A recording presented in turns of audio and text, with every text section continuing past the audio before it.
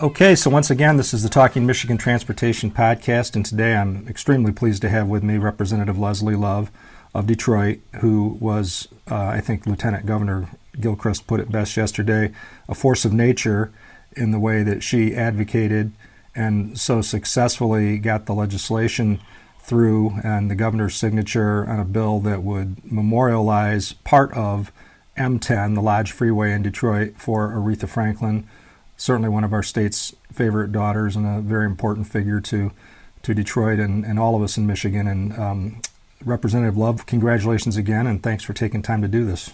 Oh, you're welcome. My pleasure to be here. So let's listen to a little bit of what you had to say at the event. You know, I think it says it in the Bible, there's a reason and a season for all things. And I know us here in Detroit and in Southeast Michigan, we think, it's a highway sign. It's a memorial highway. What's going on here? It is a big deal. Because that's not just a sign, it is a symbol. And it's a reminder every time of the struggle as well as the victory. It's a reminder of our journey and our sister who comes from Memphis but grew up and built legacy right here in the city of Detroit. It's a reminder for everyone who had a dream. It's a reminder for everyone who is in the midst of a struggle that we're not just talking about an artist or a Grammy Award winner or the first woman and first black woman inducted into the Rock and Roll Hall of Fame. And we're not just talking about a woman who's been given honorary degrees from every prestigious, internationally important university on the planet. We're talking about just a down-home girl right here from the D. There were so many moving remarks at the event Monday. The invocation from the Reverend Robert Smith Jr., who's the senior pastor at New Bethel Baptist Church, where he served with Aretha Franklin's father, the late Reverend C.L. Franklin. Some stirring remarks from Lieutenant Governor Gilchrist, U.S. Representative Rashida Tlaib, Miss Franklin's family members, and Governor Whitmer, of course. Let's listen to a little what the Lieutenant Governor and the Governor had to say on Monday. She enabled movements that changed people's lives. She enabled organizations that created and delivered resources for communities in this city and around this state and around this nation. That is the significance that this sign represents to me as somebody from the east side of Detroit who always loves when I can look to people across the country and they always look back and say, man, them people from Detroit, they make things happen. Aretha Franklin represents that perhaps like very few among us ever have. So I am incredibly honored to be here today for the unveiling of the Aretha Franklin Memorial Highway. Because Aretha Franklin was a trailblazer. She lived a lifetime of service and built a legacy that we've heard so many talk about today. She went on tour with Dr. Martin Luther King Jr. at age 16, traveling across the country to fight for civil rights. She was the first African-American woman ever featured on the cover of Time magazine. She taught generations of women to demand RESPECT.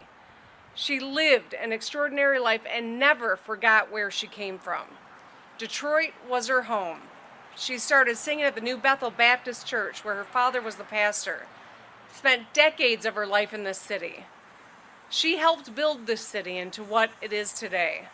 And she once said, I've been around the world, London, Paris, Germany, all those wonderful places, and there is no place like Detroit, Michigan. And she was right. There is no place like Detroit, Michigan. Her love for the city was reflected in her music, but also in her years of service to this community. The people of Michigan are proud to claim Aretha Franklin. Now, as people from all over the world travel to Detroit, on the Aretha Franklin Memorial Highway, they will be reminded of the profound impact that she had on this city and on this state. So talk a little bit about why this was so important, and you know, in your remarks, you talked about the symbolism of it and how it's important for people to see that and be reminded of it, and talk too about respect, Aretha's signature song, and why that resonates, I think, now, more than ever with what's going on in our country. Right. Well, upon the passing of Miss Franklin, and you saw her funeral may have been historical too in its breadth and depth of the people who showed up and the time to give everybody the opportunity to acknowledge her. And watching that and having personally met her and realizing that internationally she had been recognized, but even in the city of Detroit had recognized her, but the state of Michigan hadn't done anything of substance to recognize the legacy of this tremendous artist, activist, Detroit homegirl, Ms. Aretha Franklin. And so one of the ways in the state that we can honor people is through a memorial highway naming. And so I went forward. It started in 2018, actually, to get the highway named after her. And then that sunset on that term, and then I took it back up. It was the first piece of legislation I introduced in 2019 in the 100th legislature, and the first piece that was signed into law. And the respect and the importance of that is not only the person as this musical icon, but the story of a woman, a black woman, coming up at the time when she was coming of age musically, under the guidance of her father, who was a prominent pastor, Theo Franklin of New Bethel Baptist Church in Detroit. And just at the time of how women were perceived and engaged in their activism and as an artist, and trying to balance that, growing up in that Christian value with, you are who you are at this time in the 70s, and wanting to be engaged and be meaningful and be purposeful, not just put out really great ballads, but be a really great person and a contributor to humanity. And she managed to do that in such a unique Aretha Franklin way that through heartbreak, through the struggle of being black, a woman in entertainment business, through the civil rights movement, she was there to lend her voice and her talent and her time and her treasure, and it was just amazing what she was able to accomplish. Very humbly, very meekly did it, but she was, she was a diva, though, in every sense of the word. Well, I think that I knew as this bill proceeded and as you testified and as you explained it to the media and to your colleagues how important it was, but I hadn't seen nor heard anything like the passion that you exhibited yesterday. I think part of that was just relief at finally getting to that day and being able to stand there right alongside the freeway and know that the signs were up. But I guess expand on that a little, just why this was so important to you personally. Right. And the signs, so this was the culmination of all of the work to see the physical manifestation of the signs. They're up there. They're there now. But also, when you brought up the song Respect, in relation to where we are at this point in history, where we're having a presidential election, and we have a president who's expressed opinions that have been very divisive and destructive and immature. And we also have a situation locally where we have not locally, internationally, with a pandemic that has killed millions of people across the nation, and we're almost up to 1 million infected people in the United States.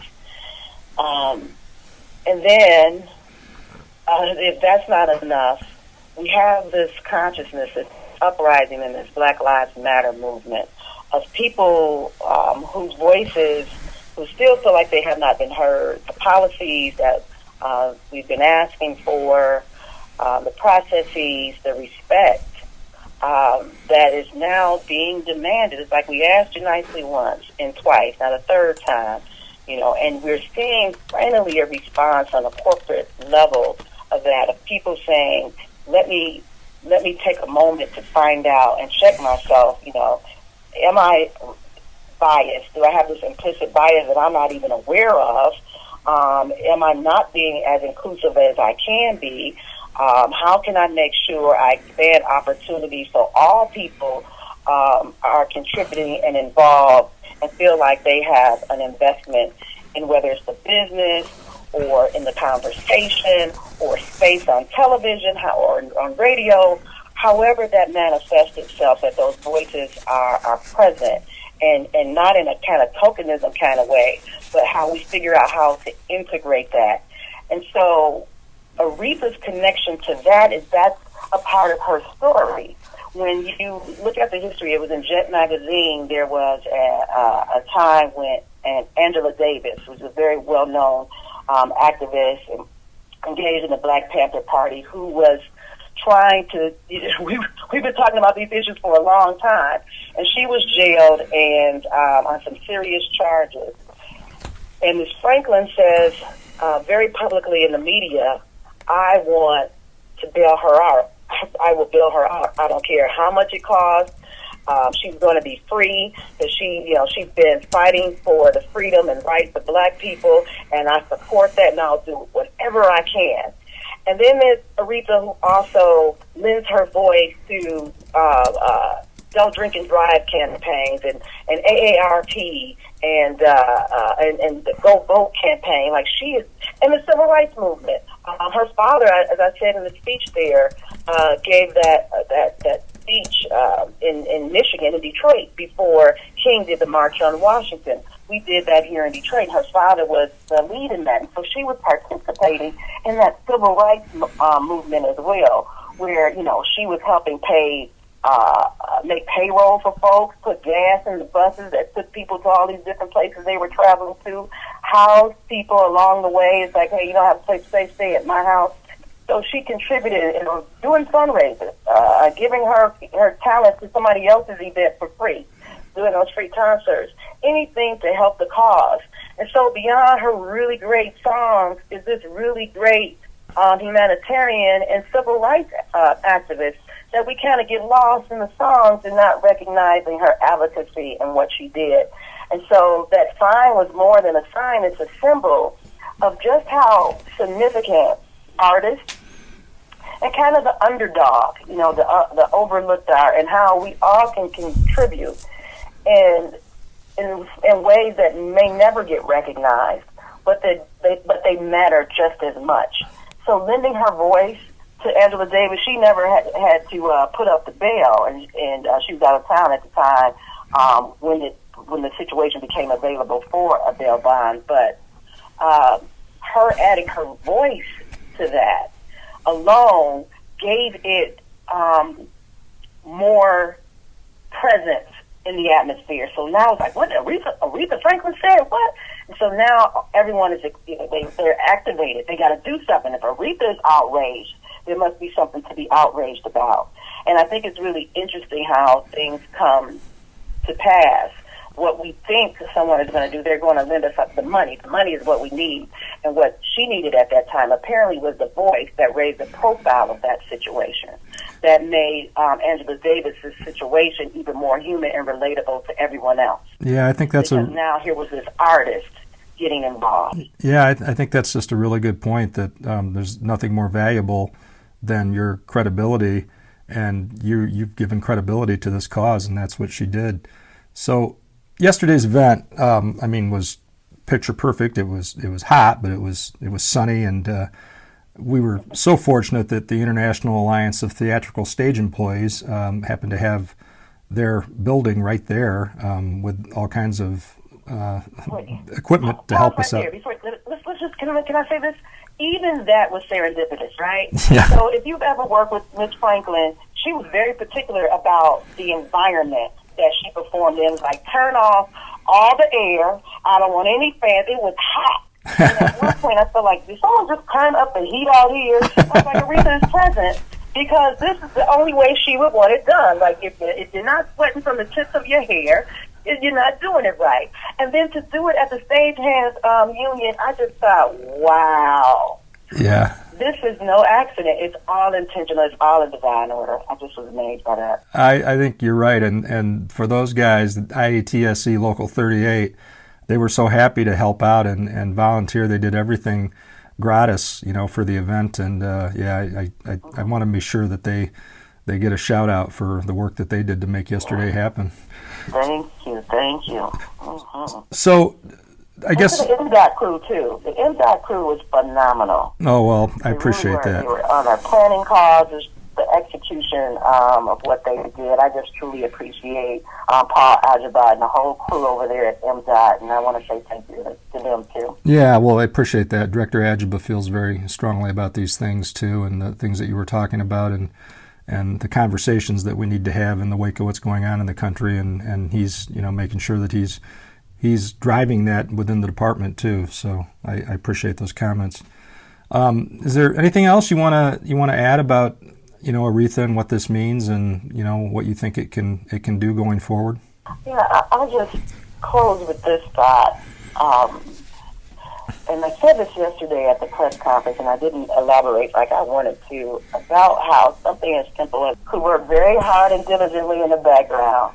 This is for you. And Aretha Franklin is shining on you, and she says, and I say, RESPECT all the way.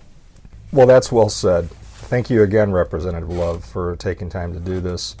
And we're going to close the podcast with Aretha's granddaughter's Victory and Grace and their soaring rendition of Lift Every Voice and Sing. I can't imagine what it's like to walk up and sing a cappella with a highway roaring in the background and the heat, as you mentioned.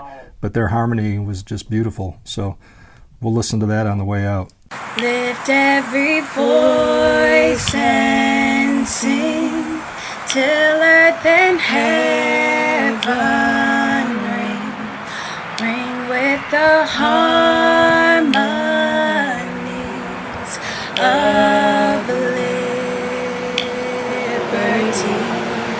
Let our rejoicing rise high as the listening skies.